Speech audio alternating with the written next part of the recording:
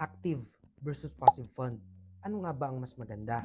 Actively managed fund ay minamanage ng isang professional fund manager. Siya ang pumipili at nagdedesisyon kung kailan magbebenta o bibili ng stocks, bonds, and other assets para subukang ibit ang isang specific market index. Advantage: may chance na mas mataas ang potential return kaysa sa market index. In exchange, taas ng konti ang management fee.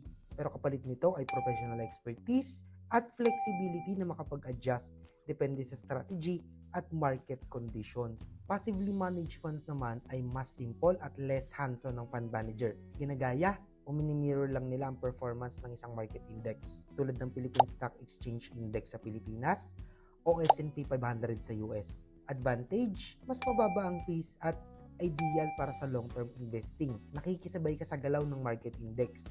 Kaya kapag gumanda ang economy, diretso ring nakikinabang ang investments mo. Kaya alin ang mas maganda? Depende sa'yo. Kung gusto mo ng mababang fees at long-term growth, passive funds ang para sa'yo. Kung gusto mo naman ng mas mataas na potential returns at okay ka sa mas malaking risk, active funds ang para sa'yo. Pwede ring pagsamahin, depende sa financial goals mo.